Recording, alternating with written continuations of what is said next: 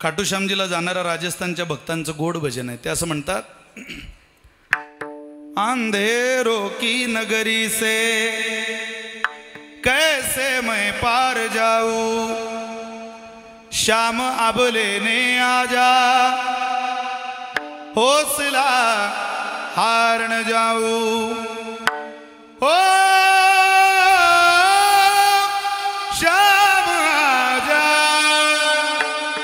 तीन बाण केदारी, तीनों बाण चला बोला, मुश्किल में दास तेरा अब जल्दी